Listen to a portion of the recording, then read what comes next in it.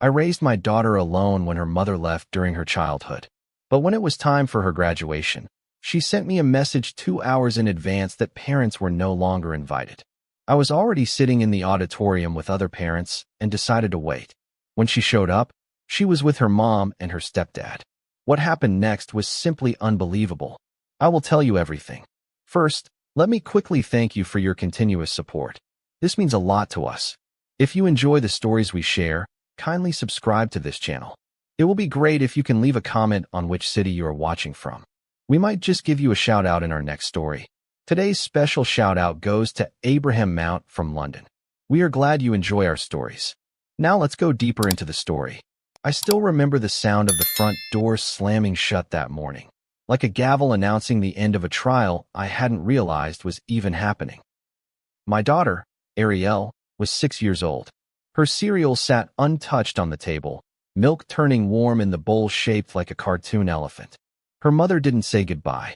No explanation. Just her suitcase wheeling over the hardwood floor, and then that final echo. I didn't cry right away. I didn't scream. I cleaned up the cereal, packed Ariel's lunch, brushed her hair, and walked her to school like nothing had happened. That's how it starts, you know. Single fatherhood. It's not some noble declaration. It's a quiet decision to just keep going when the world gives you no other option.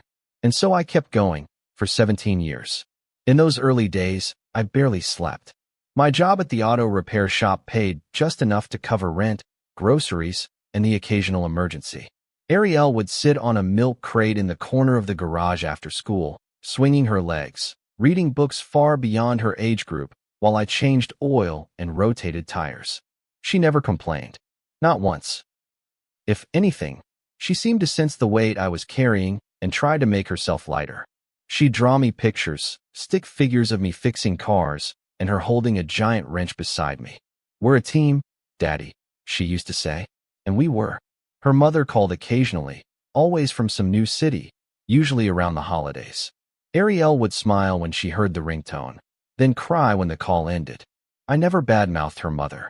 Never told her about the affairs or the time I found a secret bank account with thousands of dollars she'd siphoned off while I was working overtime. I let Ariel build her own truth about her mom, because I believed children shouldn't carry their parents' bitterness. I see now that maybe that was my first mistake. Raising her was never easy, but it was always sacred to me. I attended every school play, even the ones where she was just a tree in the background. I learned how to braid her hair from YouTube tutorials. I stayed up all night once sewing a costume for her 5th grade Halloween parade when she wanted to be a robot unicorn princess.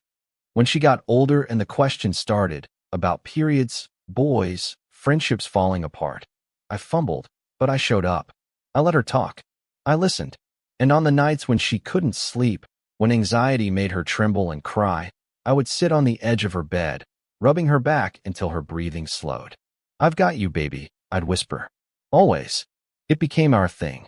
She'd say it back sometimes, her little voice cracking. Always. There were moments, years even, when I believed I had done something close to right. When she got into that elite high school program, the one where she had to take a 2-hour bus ride each way, I told her, "Don't worry about the cost." I picked up extra shifts. I sold my old motorcycle. I clipped coupons and stopped buying coffee altogether. And when college acceptances started rolling in, I watched her open the letters with tears in my eyes. She was going to be the first in the family to get a degree. She chose a school out of state, one with prestige and a hefty price tag. And even though it broke my heart, I encouraged her. "Fly high," I told her. "But remember who packed your parachute." The calls came less frequently after that. First it was weekly, then monthly. By her junior year, I mostly heard from her when she needed something. A textbook, emergency rent, a deposit for study abroad. I didn't complain. I just wired the money and told myself this was part of letting go. But deep down, something had shifted. Her tone grew distant. She referred to her mother as Mom, again, without hesitation, without the caution she once used. She mentioned her stepdad, David, a name I had never heard her say before, as if he had quietly taken up space in her life and now occupied a room I used to live in. I told myself it was okay. That this was part of growing. That love doesn't always look like gratitude. But still, Every time she ended a call with "thanks, bye," instead of "love you," something in me cracked a little. I'd been planning her graduation day for months. I'd taken off work, booked a hotel, even ordered a suit, my first new one in over a decade. I was proud, not of myself, but of her, of us. I wrote a speech I'd never get to read, imagining her laughing at my dad jokes and crying when I quoted that old, always line. I even went the extra mile to surprise her with a full scholarship I'd privately arranged for her master's program. Something I could barely afford, but had made happen by selling my late father's watch collection. That part stung, but I knew she'd be thrilled. I wanted to give her something big, something permanent, something she'd never forget. Turns out, I was right, just not in the way I hoped. Graduation morning, I ironed my shirt 3 times. My hands wouldn't stop shaking. I got to the auditorium early, found my seat, and struck up nervous conversations with other parents. I remember one woman next to me saying, "You must be so proud of your daughter." I smiled and said, "I raised her on my own." The woman patted my arm and said, "Well, you must have done a damn good job." My chest swelled. I took out my phone to check the time, and that's when her text came in. "Hey Dad, they changed the rules. Parents can't come in anymore. Sorry." At first, I thought it was a mistake. Maybe she sent it to the wrong person. But as I looked around, other parents were still arriving, being ushered in by smiling volunteers. My brow furrowed. I stood up. That's when I saw her, Ariel, walking through the side door in her cap and gown. Her smile was wide, radiant. On her left arm was her mother, elegant as ever in a cream-colored dress. On her right, a tall man in a suit, holding her arm like he belonged there. They looked like the perfect family. My heart thudded. I stepped forward instinctively, half raising a hand to wave, to call out, but she saw me first.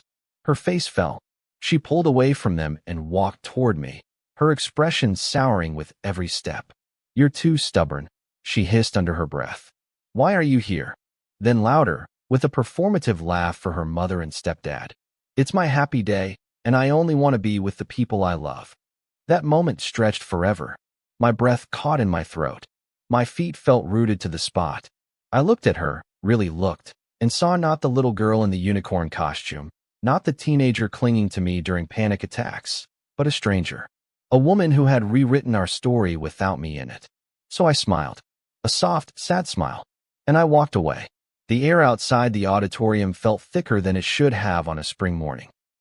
I remember the way the sun hit the pavement, how the laughter of other families echoed off the stone walls, completely indifferent to what had just cracked open inside of me. I didn't rush.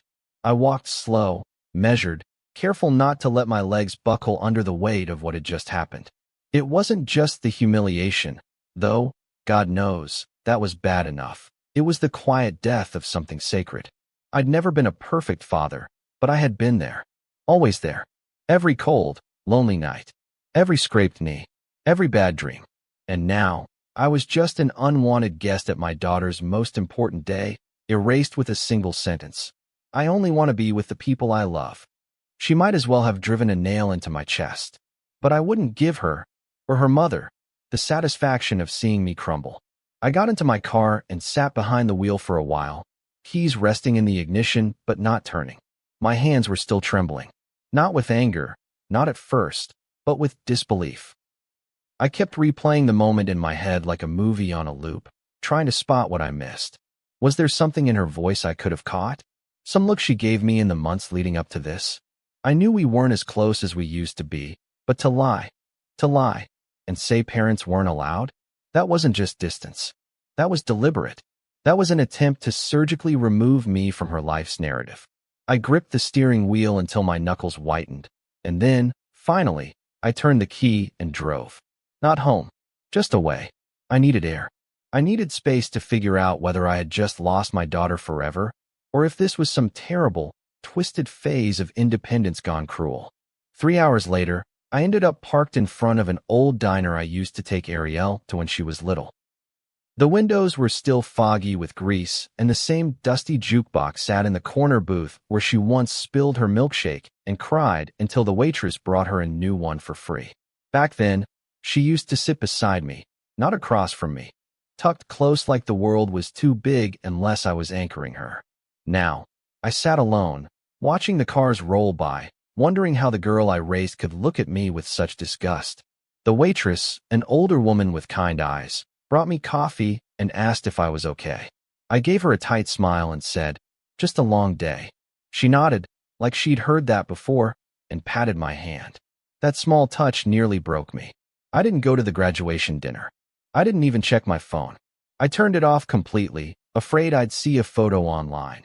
A perfectly posed picture of my daughter sandwiched between her mother and stepfather, champagne glasses in the air, smiles too wide, too proud. I didn't want to see them claim credit for a child they didn't raise. I didn't want to hear their friends say things like, "You must be so proud," or "You did such a great job." Because they didn't. I did. I carried the bruises, the fears, the sleepless nights. I earned the right to that front row seat more than anyone else. But somehow, I was the one standing outside. The following morning, I woke up to my phone buzzing violently on the nightstand. I ignored it at first, burying my face in the pillow. But it didn't stop. Call after call, message after message. I sat up, finally, and picked it up. 12 missed calls from Ariel. 2 voicemails. A handful of texts, all in caps. My stomach tightened. I pressed play on the first voicemail. She was crying. "Dad, please. I don't know what happened. The scholarship, they said the funding was gone. I don't understand. You said it was set, remember? You said I was covered. I already signed the housing lease. I don't have anyone else who can help me. Please call me back. Please." My heart didn't race. It didn't even flinch. I just sat there, listening to her panic, and felt something inside me settle. Not out of satisfaction, but clarity. The same girl who said she only wanted the people she loved was now calling the man she discarded just hours earlier because she needed something. And for the first time in my life, I didn't feel obligated to rush in and save her. I called her back. She picked up on the first ring. "Dad," she said, breathless. "I'm so sorry about yesterday. I didn't mean it like that. I was just overwhelmed. You know how Mom is. She wanted it to be a family moment. I didn't know how to say no." Her words came fast, rehearsed. "Please, I need to know what's going on with the scholarship. They said it's gone. I can't pay for the program without it." I waited. Let the silence stretch. Then I said, calmly, "Ariel, I know. I'm the sponsor. That scholarship? It was from me." Her breath caught. "Wait, what?" I set it up. Quietly. Paid the first installment. "You didn't know because I wanted it to be a surprise. A gift. Something to show you that I believed in you. But yesterday," I exhaled slowly. "Yesterday you told me you only wanted to be with the people you love. And clearly, I wasn't one of them." "Dad, come on," she whispered. "I didn't mean that." "You did," I replied. "And that's okay. You're grown now. You get to choose who matters to you. But so do I. And I'm done being the person you only reach for when you need something. But you're my dad." "I am," I said. "And I always will be. But I'm not your doormat." There was silence on the other end. Then a small, strangled sob. "I made a mistake." "We all do," I said. "But some mistakes have consequences.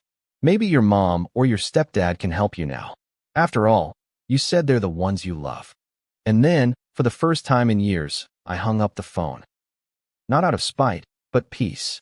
The silence that followed that call wasn't peaceful. It was sharp, like a shard of glass buried under skin, subtle but ever-present. For the first time in years, my phone didn't buzz with a "good morning" or a casual "can I borrow money for books?"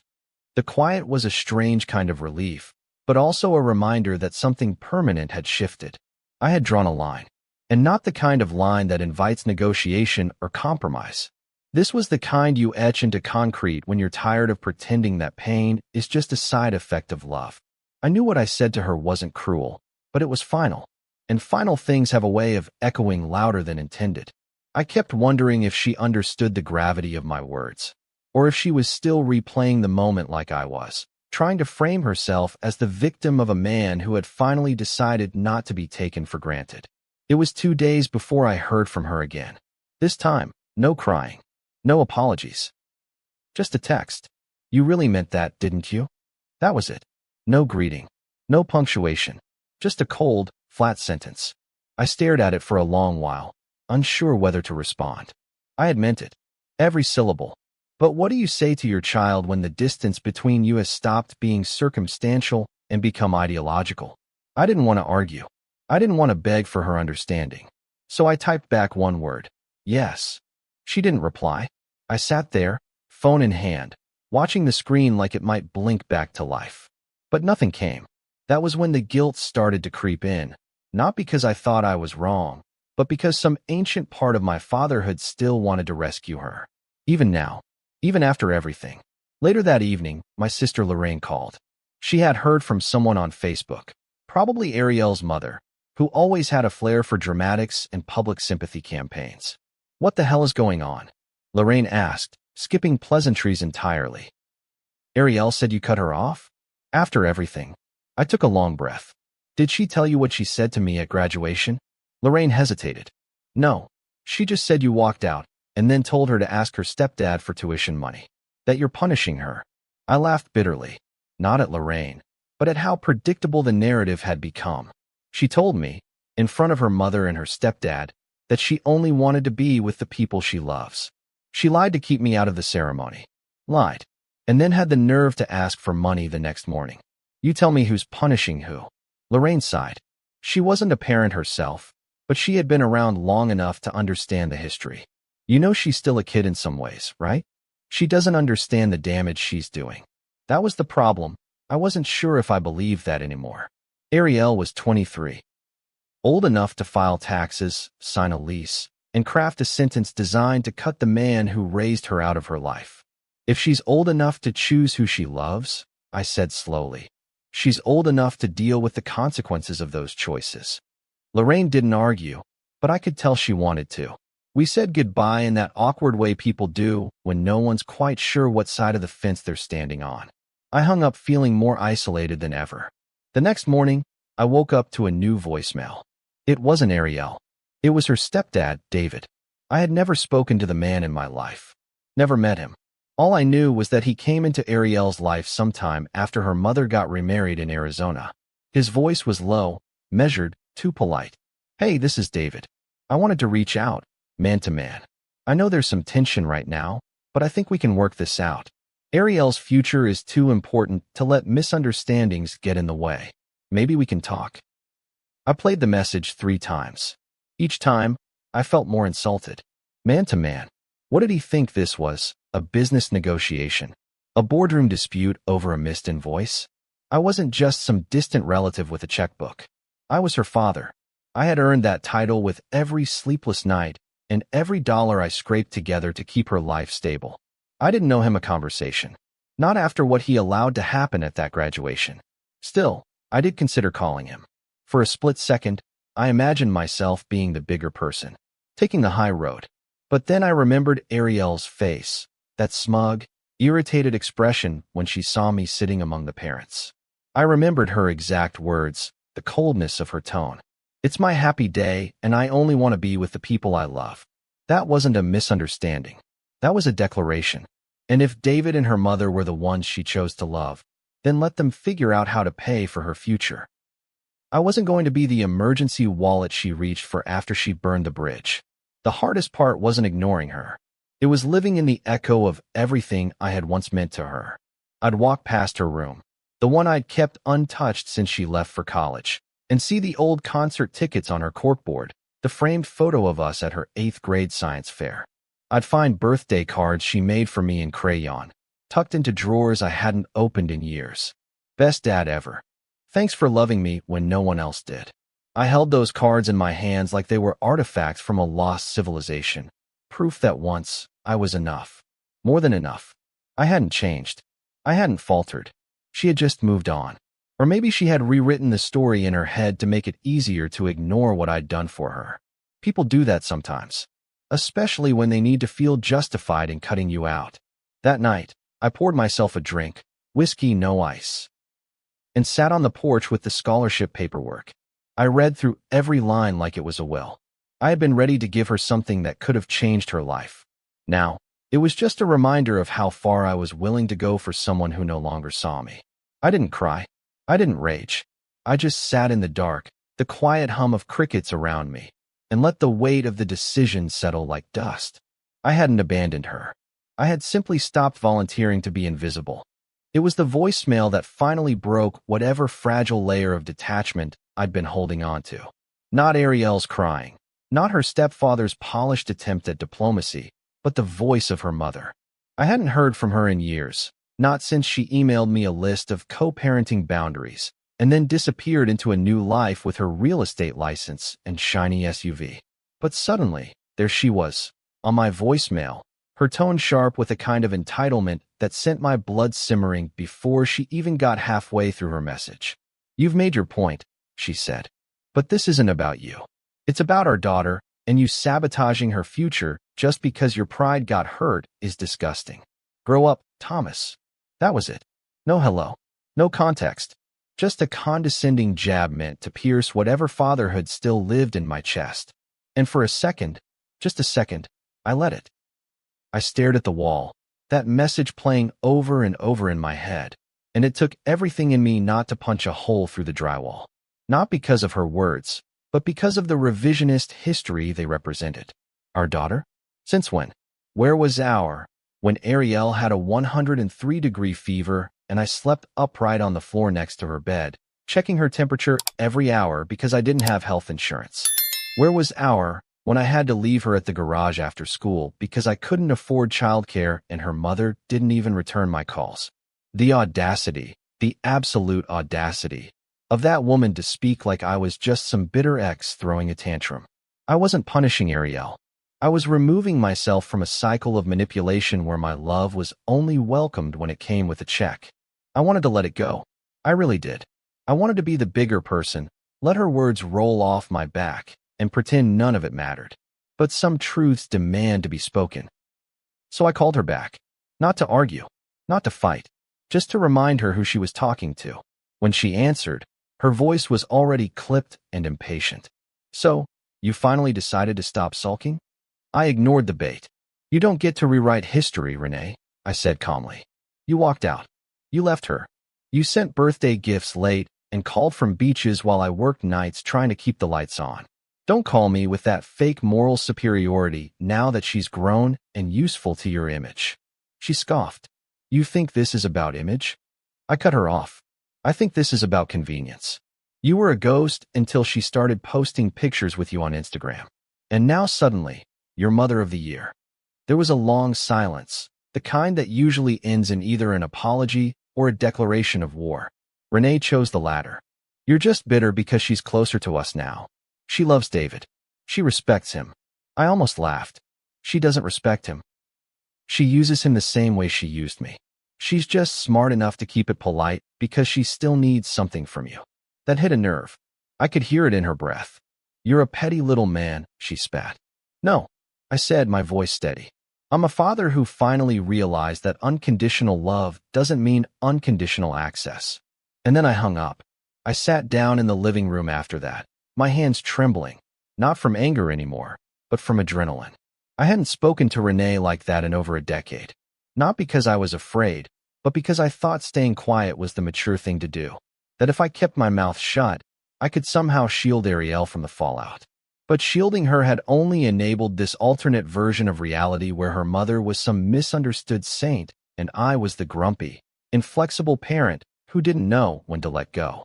I'd spent years letting people take from me my money, my time, my credit, my emotional bandwidth. Because I thought that's what a good father did. But I wasn't sure anymore. Maybe a good father also knew when to stop allowing himself to be used. 2 days later, the gossip started. Subtle at first, mutual friends texting vague things like, "Hey, just checking in," or "I've heard there's tension with Ariel." Then the real stuff came. Screenshots of Renee's Facebook post. A long, performative paragraph about how co-parenting is hard when one parent weaponizes finances and guilt, followed by dozens of sympathetic comments from people who had no idea what the hell they were talking about. One woman even wrote, "So sorry you have to deal with that. You're such a strong mom." I wanted to reply. I wanted to flood the comments with receipts and timestamps and photos of Ariel in my arms while Renee was on a beach with her new husband. But I didn't. Because that's what they expected. Another man unraveling publicly while the women played martyr. No, I'd already made my point. The only people who needed to understand it were the ones who'd seen my life firsthand. Then came the email. From Ariel. Long, carefully worded, clearly drafted and redrafted until it sounded polished but emotionally vacant.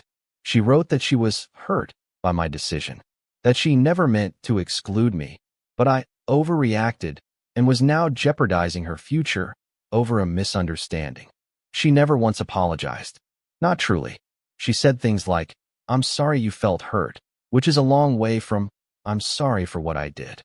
She framed everything as if she had simply made a clumsy mistake, not a calculated choice to erase me from a moment I had earned with years of devotion. The most telling part was at the end, when she wrote, "I just hope you can rise above this. I still need your help." That was the final crack in the dam. Because it wasn't an appeal to love, it was a resume for continued support. Not, "I love you." Not, "I miss you." Just, "I still need your help." And that's when it hit me. I wasn't a father to her anymore. I was a sponsor, a background investor in the brand of her success. And now that I'd stopped writing checks, she was issuing formal appeals like I was the HR department of her life. I closed the email without replying.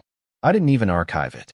I wanted it there in my inbox, unread, a reminder that clarity sometimes comes in the ugliest wrapping. Later that week, my neighbor Carl came over. He was in his 60s, retired, sharp as hell.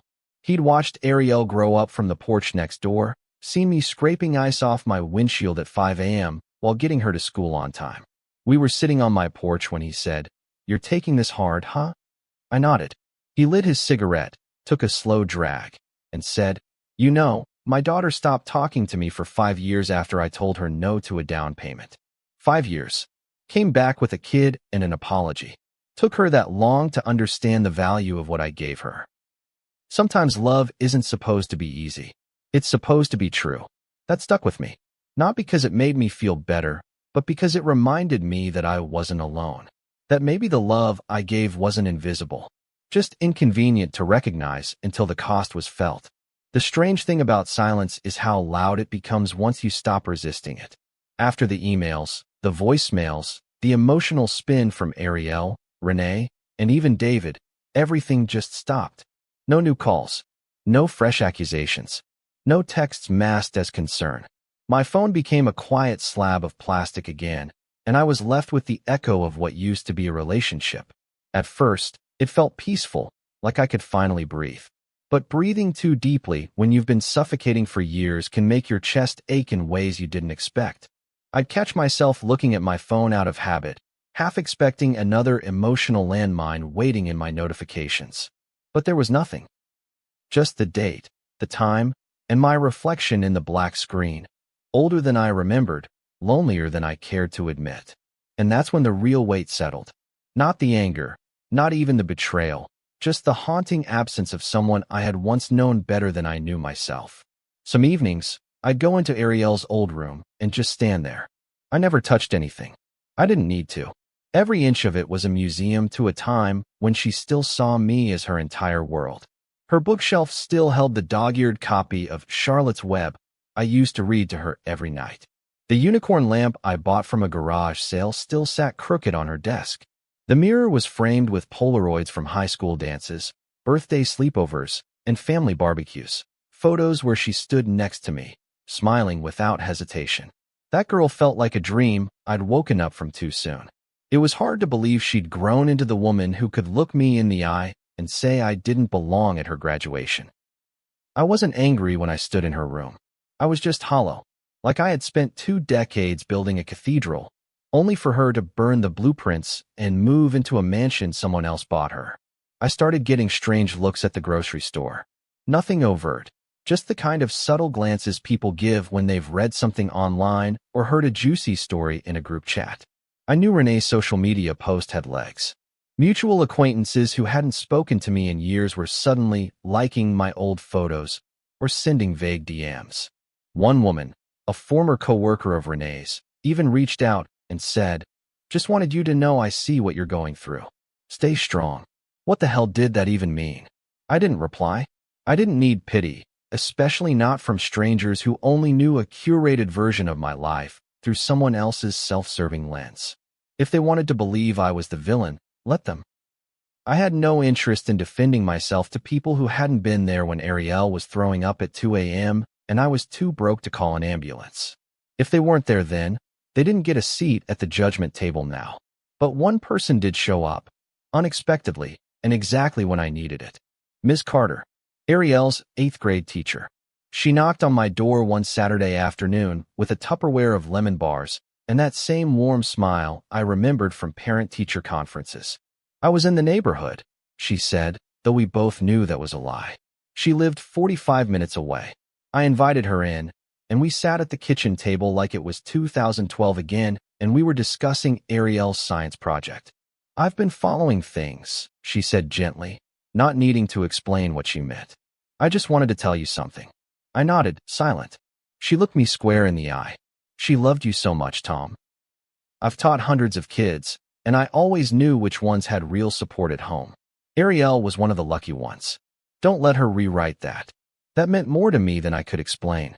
Not because I needed validation, but because I needed someone objective, to say out loud that I hadn't imagined the bond we once shared.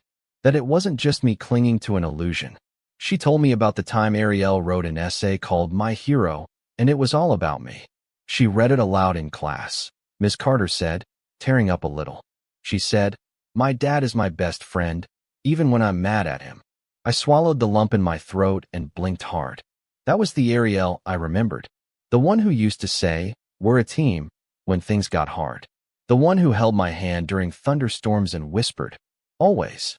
That girl didn't vanish. She just forgot. After Ms. Carter left, I sat on the porch again, lemon bar in hand, staring out at nothing.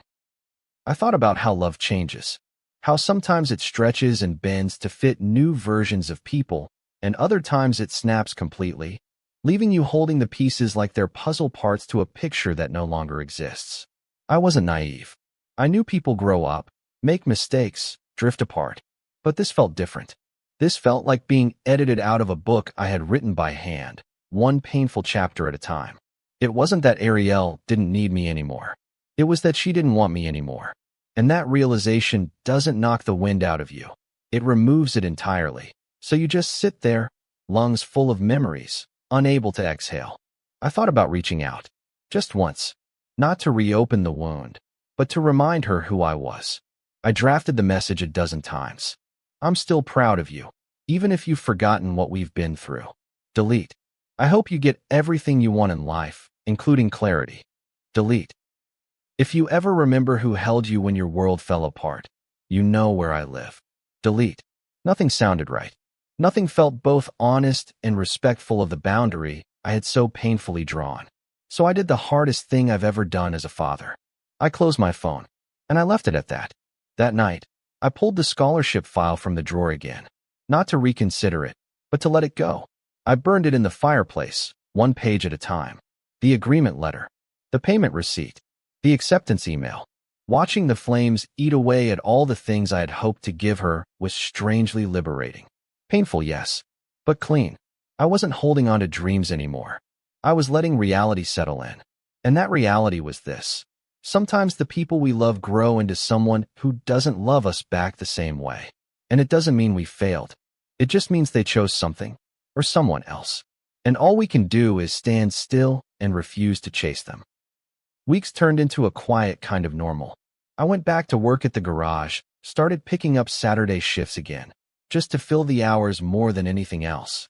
The guys didn't ask questions, though I could tell they knew something had changed. I wasn't the same. The spark that usually showed up when someone brought in a busted engine or when a teenager asked how to change their oil, gone. I moved slower, talked less, ate lunch in my truck instead of the break room. They let me be, which I appreciated. There's something sacred about a man's silence when his heart's been broken, especially when the people around him know better than to try and patch it up with advice or jokes. Some wounds aren't meant to be stitched. They're meant to be left open until the air stings enough for the healing to begin on its own. I stopped checking my phone altogether, not out of defiance, but because I didn't want to keep hoping for a message that would never come. Ariel hadn't reached out since that final email. No follow-up, no apology, no holiday check-in, just absence, the kind that felt intentional. And that, in a strange way, made it easier to move forward. Her silence wasn't a cry for attention. It wasn't even confusion. It was a choice. She had chosen to live her life without the man who once braided her hair and stayed up all night Googling how to make her a homemade volcano for science class. That truth burned less the more I repeated it. I'd wake up some mornings and whisper it into the bathroom mirror. She made her choice. And so did I. Over time, that became my anthem. Not out of anger, but survival. My neighbor Carl came over again one Sunday, this time holding 2 beers instead of his usual cigarette. "Thought you could use one," he said, handing it to me without asking. We sat on the porch in silence for a while, watching squirrels chase each other across the power lines. Finally, he said, "You know, you remind me a lot of my brother." I raised an eyebrow. "That good or bad?" He chuckled. "Painful. He raised his stepson for 15 years. Paid for his braces, his football camps, prom tuxedos, the whole thing. The kid got a full ride to college and didn't even mention him in the graduation speech. Thanked his real dad instead. Broke my brother in half." I listened, the sting of familiarity crawling up my spine. "So what happened?" I asked. Carl took a long sip, then said, "He let him go. Hardest thing he ever did. But years later, the kid came back. Said he'd grown up. Realized who really showed up for him." I wanted to believe that was possible, but I also knew not every story ends that way. Later that evening, I sat down with a journal Ariel had given me on my birthday when she was 12. It was wrapped in glittery paper, and inside the front cover, she had written, "For Dad. So you can finally write about yourself instead of just fixing everyone else's stuff." I'd never used it. Not once. I always said I was too busy, that journaling wasn't my thing. But now, sitting there in the soft light of the living room, I opened to the first blank page and picked up a pen. And for the first time, I wrote, not about her, not about Renee, but about me. About who I was before I became someone's father. About the dreams I once had. About the things I lost, and the things I found in the process of raising a child alone. I wrote about the sacrifices, yes, but also the pride. The quiet victories. The private joys of watching her become someone brilliant, even if that brilliance no longer had room for me. And as the ink bled into the page, I felt something loosen in my chest. I realized that part of my pain came not just from losing her, but from losing the identity I'd built around being her dad. Every decision I made for years had been filtered through the lens of fatherhood. What kind of example am I setting? What does she need from me? How can I make her life easier? That purpose had grounded me through every storm. And now, without it, I was drifting. But maybe that wasn't a tragedy. Maybe it was an invitation. An invitation to find out who I was outside of the role I played. To be a man again, not just a parent. To explore the parts of myself that had gone dormant while I was carrying someone else's future on my back. That week, I booked a short trip. Just a cabin up north by the lake. Nothing fancy. I brought books, my old fishing rod, and that journal. I didn't tell anyone where I was going. No announcements. No social media posts. Just me, finally choosing myself after decades of choosing everyone else. I spent the days reading and fishing and sleeping without alarms. The quiet wasn't heavy anymore. It was peaceful. Healing. One morning, I stood barefoot on the dock as the sun rose, and I said aloud to no one in particular, I did my job. Not perfectly. Not without mistakes. But with everything I had. And that's what mattered. I wasn't walking away from Ariel. I was releasing the version of her I'd been holding on to. The girl who used to look at me like I was her entire world. That version was gone. And it was time to honor that with grace, not bitterness. When I got back, there was a single envelope in the mailbox. No return address. Inside was a card. No apology. No explanation. Just a printed quote. Sometimes the hardest part isn't letting go, but learning to start over. It wasn't signed, but the handwriting on the envelope was hers. I didn't cry. I didn't rush to respond. I just put it on the fridge and walked away. Maybe it was a gesture of peace. Maybe it was just guilt. I didn't need to decode it. All I needed was to remember that I was still standing, still whole, still worthy of love. Even if it no longer came from the person I raised. If you've ever had to walk away from someone you raised, supported, or deeply loved because they no longer saw your worth, this story is for you.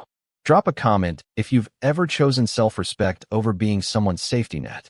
Let's talk about the strength it takes to set boundaries and the peace that follows when you finally do. If this story hit home, share it with someone who needs to hear it, and subscribe for more stories about love, betrayal, and finding your voice again. See you soon in the next story.